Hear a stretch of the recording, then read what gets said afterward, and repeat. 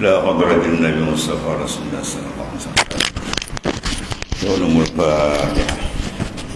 أعوذ بالله من الشيطان الرجيم. إياك نعبد وإياك نستعين اهدنا الصراط المستقيم غير المغضوب عليهم ولا الضالين. لا حول ولا قوة إلا بالله. على الله توكلنا. صواب.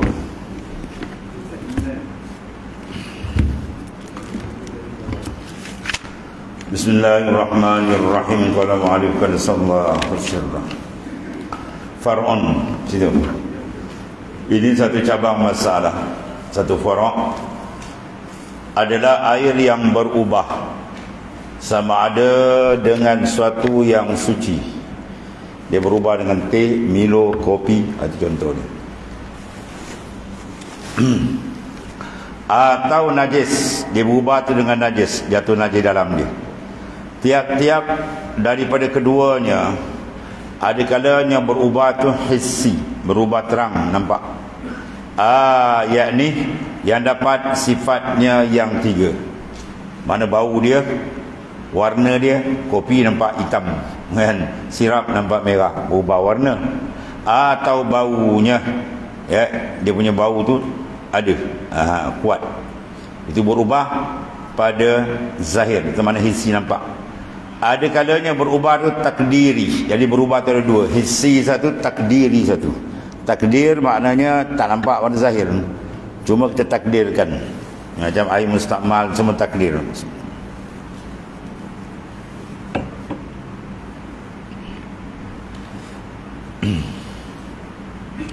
Maka dikalau dengan suatu yang suci, yang tiada mempunyai sifat, misal dia seperti air mustakmal.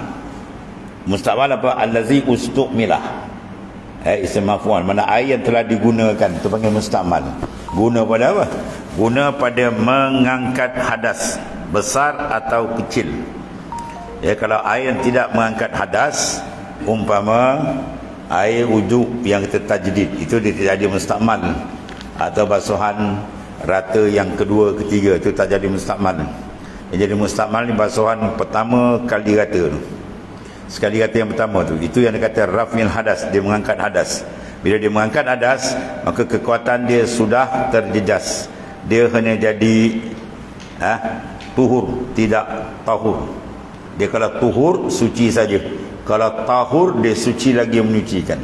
Batu Quran diturun dengan lafaz, ya, dibaca dengan apa? Dengan nasab. Wa anzalna minas sama'i ma'an dia baca tahura, bukan tuhura. Kalau tuhur mana suci saja, air kopi Milo tu semua suci. Tapi kalau tahur tu air mutlak, dia suci, satu lagi sifat dia boleh menyucikan. Jadi air mustakmal, kita basuh, kita tak ada semayang, kita berhadas, kita ambil semayang. Jadi air yang jatuh itu sebagai air mustakmal. Sekarang dia jatuh dalam air yang kurang 2 kolah. Contoh dia air dalam tapak tangan kita. Betul lah depan kita tu 2 kolah, kami besar macam kolah tengkira. Tapi bila kita pisahkan nak ambil, dia dah pisah. Yang ada dalam tangan kita bukan 2 kolah tu, ya, hanya satu qabdah, satu genggaman. Tiba-tiba dia pun menitik dalam tu, dalam tapak tangan kita air tadi. Sedangkan kita sedang membasuh kali pertama, belum rata lagi. Bermakna air itu mustakmal. Bila air itu jatuh dalam tangan kita, kena takdirkan bau yang sederhana, rasa sederhana, ya, berubah dah agak-agak. Kalau kita rasa jatuh banyak ni, di mana titik berubah, mana air ni sudah tak dinamakan mutlak, nak buang ambil air lain. Itu mana. Kita tak boleh pakai sauk kan. Lama-lama dia basuh tak rata lagi, dia guna air kedua tu air mustakmal. Bila air mustakmal dia tak ada kuah, ya, daf'il hadas, dia tak boleh tolak. Maka tak sempurna basuhan muka.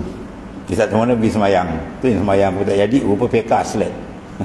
Dekat peka sangkut lagi kan, ya, belum pergi jauh lagi, belum bahasa kalbi atau apa lagi. Jaga tu. Jadi bila hubah takdiri, seumpama air mustakmal atau air mawar yang sudah hilang baunya. Air mawar putih kan, kalau ada bau dia masuk tu sikit, kita rasa wangi, dah berubah air. Sekarang dia tak berubah sebab dia dah hilang bau. Hilang bau. Jadi kita takdirlah. Kalau banyak ni punya bau yang sederhana agak berubah dah. Banyak dia jatuh misalnya, kita rasa berubah. Bila berubah itu tak boleh pakai, ambil air lain. Maka hendaklah ditakdirkan dengan mukhalif, dengan menyalahi yang pertengahan. Misal rasa seperti air delima. Ya, air delima tu kan, tu rasa dia. Dia masam pahit, masam-masam. Dan warnanya seperti unap, seperti anggur. Macam mana buah anggur punya warna air anggur. Dan bau seperti lazin, iaitulah dinamakan dengan laban zakar. Iaitu jenis, maknanya dia panggil apa tu, bau. Dan kata kil, tumbuh-tumbuhan, jenis satu tumbuhan lah. Dan manakala berubah dengan kita takdir, ya, kalau masuk banyak sangat dalam tapak tangan kita tu, ya, kalau setitik dalam satu timba, mungkin kita takdirkan tak berubah lagi, boleh lagi. Tapi kalau dia pergi mencuat masuk peruh banyak, jawab dia kita rasa berubah. Bila berubah, itu tak boleh buat suci lagi dah, dia bersih je. Dengan sifat yang tiga tadi, bau, warna dan rasa dia. Dia kata ada satu yang dicampurkan sifat yang ketiga tadi, atau ditakdirkan dua jua, ya, jika ada satu sifatnya atau satu sifat yang ditakdirkan. Jika ada dua sifat padanya, seperti air mawar yang ada baginya warna ada lagi rasa, dan tiada bau, maka ditakdirkan sifat jua, iaitulah bau. Kalau ada bau banyak tu rasa berubah, maka air itu jadi mustamal, ya. Kalau tidak, mana boleh guna. Itu mana berubah tu ada dua, hissi, nampak kesan zahir, atau takdiri, kita pakai takdir.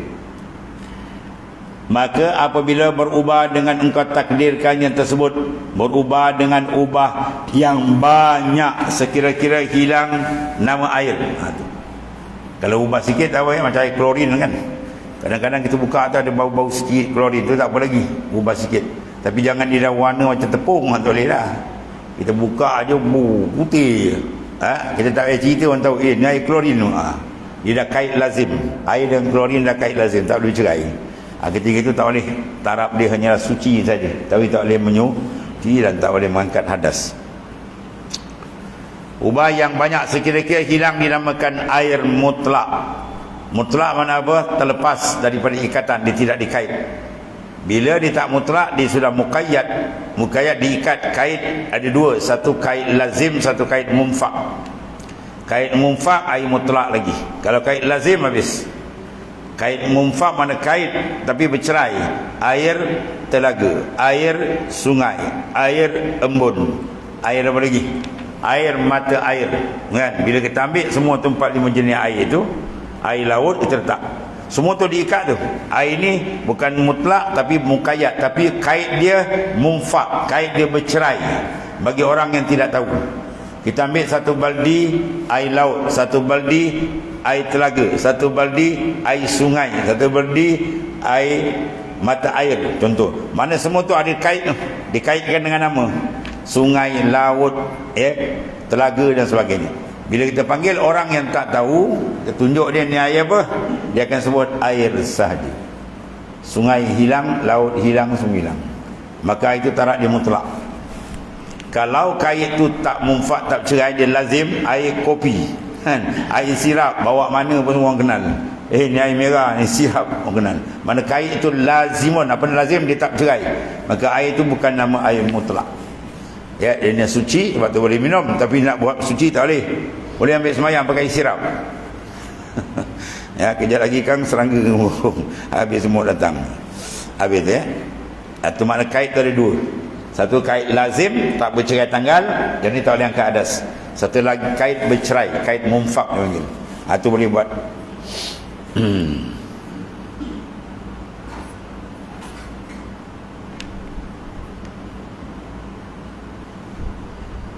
Maka apabila berubah dengan engkau takdirkan yang tersebut, berubah dengan ubah yang banyak, mana kuat bau dia atau kuat warna dia, sekira-kira hilang daripada nama air, orang dah kaitkan dengan nama air yang lain. Jawab ketiga itu, maka adalah ia air suci jua. Apa makna jua? Tidak menyucikan. Dia tak boleh nak angkat hadas, tak boleh nak hilangkan najis. Adapun diri dia suci, tapi dia tak boleh menyucikan. Kata Bujairimi dan Syekh Sulaiman Jamal dan Ibnu Qasim, dia menakal, mana membuat sedutan pindahan mereka daripada takrir Syekh Talawi, air yang berubah yang banyak, ya, tiada menyucikan itu dengan nisbah bagi yang lain daripada demikian yang bercampur itu. Adapun dengan nisbah baginya, maka menyucikan bagi. Misal seperti barang yang jikalau berkendak ia membasuh umpama tepung dan hinai. Tepung kena kencing tikus. Kita nak basuh kok mana pun memang dia warna putih kan. Tercuakan air tapi air di jalan ni. Atau daun, memang ada bau daun bidara yang sudah lumat dan tanah, maka dituang atasnya air, maka berubah dengan dia. Sebelum dia kata dia berubah tak? Berubah. Kita dimaafkan. Ia akan ubah yang banyak dahulu dari sampai ia kepada sekaliannya sebelum kata. Maka yang menyucikan, bahawasanya menyucikan sekalian suku dengan sampai air itu kepadanya. Itu tak apa. Dan jikalau air itu berubah dengan ubah yang banyak sekalipun kerana apa? Darurah. Sebab kita berdarurah, dia ada hukum lain. Ad-darurah tubihun mahzurat. Bila benda darurah, dia tarik kemudahan dia. Ya. Kerana tiada sampai kepada suku sekalian melainkan kemudian daripada berubah. Ya. Habis. Itu dimaaf. Kemudian kata masalatun, kata Syekh Bujairimi dan Syekh Jamal, jikalau mengambil pada mulanya dengan tiada ditakdirkan pada air yang berubah dengan takdir, maka mengambil ia akan air sembahyang atau mandi junub, dan sahlah wuduknya dan mandinya. Kerana apa? Sangka bahawasanya air itu syak pada menyucikan. Ya, dia dah mandi, tiba-tiba datang syak. Air ni tadi ubah tidak ni? Ubah tidak syak kan? Pada menyucikan. Dan kami tidak memberi bekas syak sebab mengikut asal. Ya. Asal yang yakin. Kaedah dia apa? Al-yakin la yuzalu bisyak. Al-yakin la yuzalu bisyak. Dia tidak dihilangkan dengan syak. Itu kaedah fiqh dia. Iaitu hukum dia suci. Ya. Kemudian masalah bermula air yang berubah banyak. Berubah tu pula ada jenis. Berubah dengan mukhalid. Mukhalid mana dengan bersebati. Macam kopi Milo tu dipanggil mukhalid. Kalau air tu dekat dengan akau, sini biasa apa kalau kita gali? Pokok? Pokok apa? Tu tepi laut pokok apa? Pokok nipah. Kita gali akau nipah ada. Kita gali akau pokok bakau ada. Jadi air tu menjadi kemasam-masaman. Itu berubah bukan mukhalid, itu mujawir dia panggil. Mujawir maknanya dia berhampiran air dengan akau tu. Menyebabkan pada itu dimaafkan. Itu tak apa. Ya. Dia berubah dua tu. Satu mukhalid, satu lagi mujawir. Kalau mukhalid yang tak dapat tidak, macam air kita gali telaga tak ada pakai yum. Kan? Tak ada pakai orang Kelantan panggil kerek. Tak ada yum.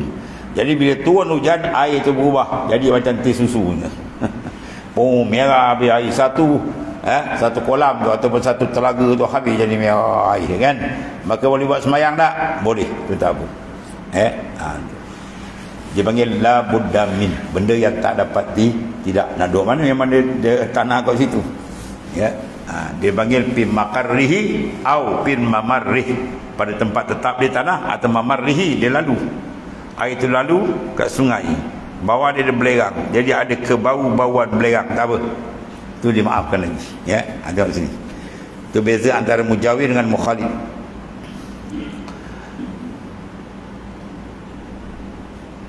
Berubah yang mukhalid. Yang mana mukhalid? Yang bersebati. Yang sukar memelihara air daripadanya. Mana kita nak kawal tak boleh. Macam mana takkan kita nak? Tak boleh nak alih lah. Perigi nak alih. Mana tak bila hujan turun memang terpaksa tanah dia berubah. Daun merah. Itu dah labudda min. Benda tak dapat tidak. Maka kata oleh buat ijaz, maka syarat maaf. Maka iaitu suci dan sah mengambil wudu dan menghilangkanlah najis. Benda tak boleh elak. Ya, tapi jangan kita pergi air tu ada dalam telaga, kita air dalam kita punya apa bekas beredi cantik, kita pergi ambil air, kita ambil tanah 2 cupak pergi masuk dalam tu. Dia air jadi merah, jadi air tanah. Itu dah hukum lain. Lepas tu perbuatan kita. Yang ni tak boleh elak tu jemaah. Dan maka kala dicampurkan dengan air mutlak, nasai memberi mudarat. Ya, ini kalau campur air mutlak jadi mudarat ni. Air tak dapat tidak tadi, mukhalid. Ya. Yang berubah banyak. Tapi tak dapat tidak, dia masam. Sebab kena ada apa? Mujawir. Sini mukhalid. Maknanya kalau kita kata air tu berubah banyak macam tanah dia, merah habis. Tapi jangan pergi campur dengan air yang kita biasa bersih ni. Kan yang ni pula jadi cacat. Sebab ni kita boleh elak. Yang tadi tak boleh elak. Benda kata tak boleh elak, syarat bagi kemaafan. Dicampurkan dengan air mutlak, dan saya memberi mudarat. Itu atas kata Syekh Ramli. Maka atasnya dilaraskan. Dilaras mana dibuat teka-teki. Iaitu dikatakan pada kami dua air yang sah bersuci dengan salah satu daripada keduanya dengan asing dan tiada sah keduanya apabila berhimpun. Soalan-soalan macam ni simpan. Siapa pergi ambil tauliah pergi tanya. Kalau dia tanya banyak, tanya macam ni. Sebab dia pun pening itu kan tanya. Dua air sah, dua-dua digunakan air semayang. Tapi bila bercampur tak sah. Macam mana pula ni? Mana air apa pula ni? Ya. Dua air sah. Kita ambil air telaga, air pipe tadi jernih, air telaga jernih, tak ada apa. Okey. Tiba-tiba air ni air yang kita ambil daripada telaga yang dah merah. Maka untuk pakai air telaga tu sah. Sebab dia berubah tadi, berubah yang banyak, tapi benda tak dapat dielakkan tanah itu. Maka dimaaf. Maka kalau kita ambil asing, ambil semayang air ni pun boleh, air ni pun boleh. Tapi kalau kita ambil air satu beldi, campur air satu beldi, habis. Ya, hukum air tak jadi mutlak, dia jadi air yang muqayyad. Ya, tu kata dilaraskan, mana dia buat teka-teki yang pelik.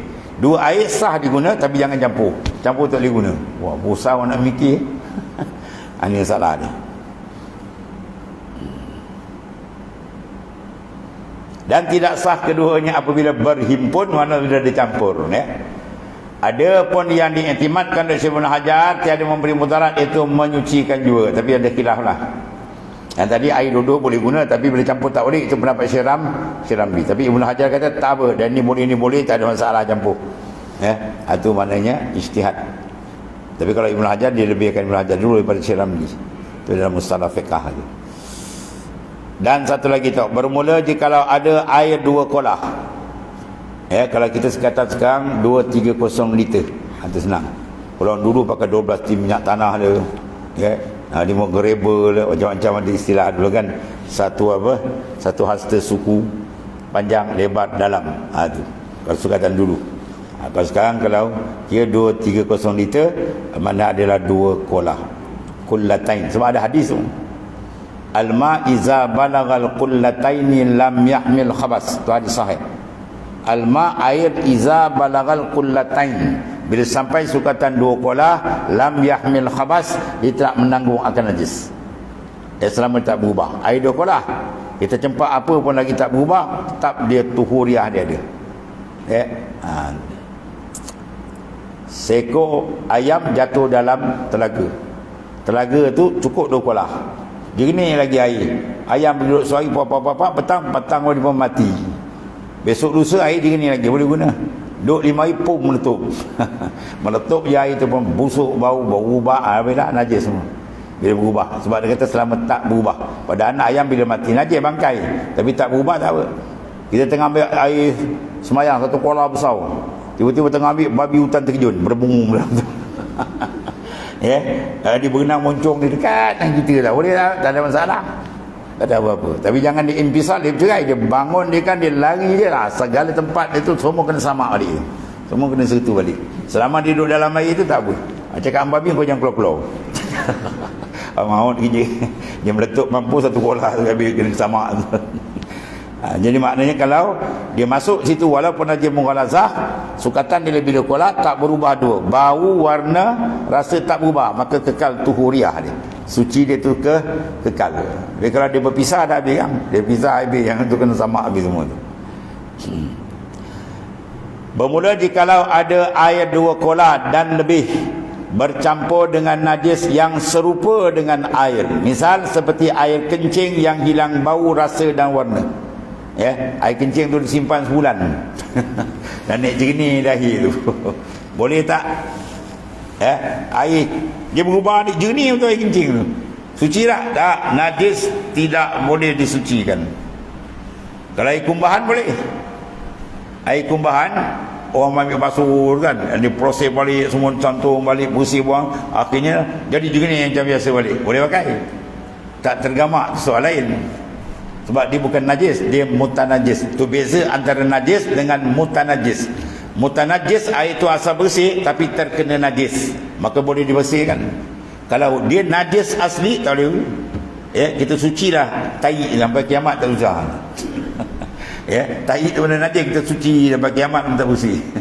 Ya, tapi kalau benda terkena baju kita bersih, terkena najis, boleh bersih tak? Boleh kita masuk. Dalam hukum jual beli pula, kalau mutanajis sah jual beli, najis tak sah.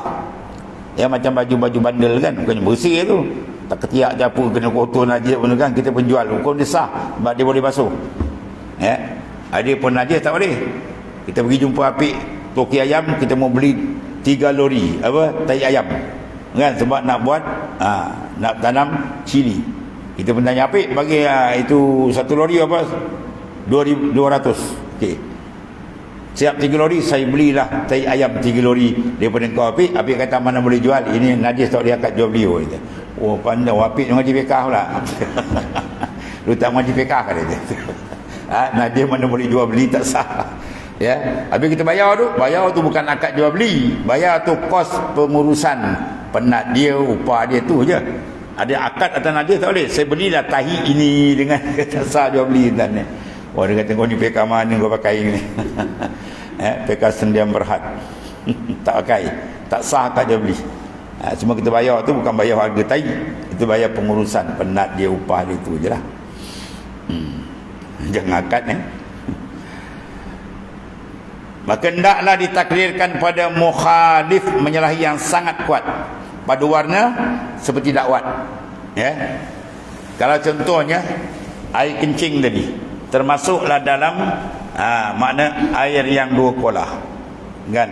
Tu ada kata dia air jikalau ada 2 kolah, dalam kolah itu cukup, atau dalam bekas cukup 230 liter, tiba-tiba termasuk sebotol air kencing kan. Dia kencing temannya disimpan, nak test tak jadi. Ya, habis budak ambil dituang dalam tu. Apa hukum dia? Kena takdirkan dengan takdir yang kuat.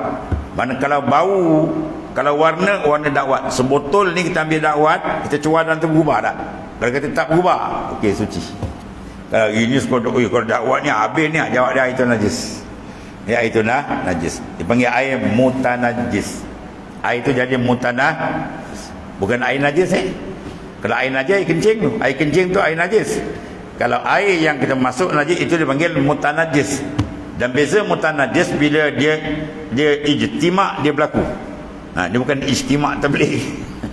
Ijtimak dia bercantum. Ya, kita ambil air campur. Semua air mustakmal atau semua air mutanajis. Campur, tadi sukatan 2 kolah.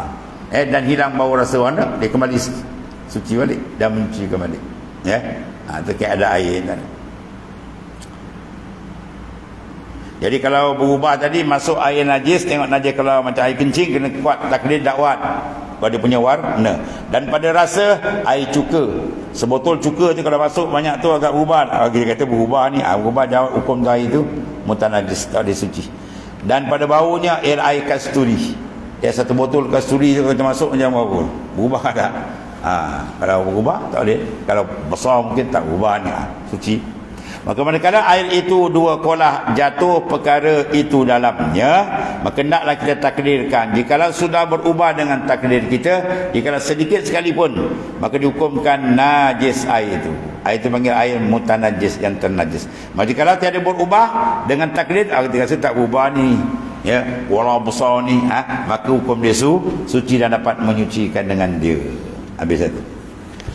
Dan satu lagi diistisnakan daripada air yang kurang daripada 2 kolah. Air kurang 2 kolah, asal kita bila tak cukup 2 kolah jatuh najis, hukum dia najis berdasarkan mafhum mukhalafah tu. Al-ma' iza balagal qullataini lam yahmil khabas. air bila sampai sukatan 2 kolah tak menanggung najis. Mafhum mukhalafah, kalau tak cukup 2 kolah menanggung najis. Sekarang masalah dia ada istisna, dikecualikan. Ini PK atas ni. Kalau mengaji PK dia kena hafal mustasnayat, benda-benda yang dikecuali kaedah asal. Kalau nak alim PK. Ya. Benda ni dikecualikan. Tengok apa benda dikecualikan daripada kaedah. Kalau air tadi kurang 2 kolah, tiba-tiba jatuh najis, hukum najis. Dan cawan kita ni tak cukup 2 kolah, jatuh tik cecak, hukum dia najis.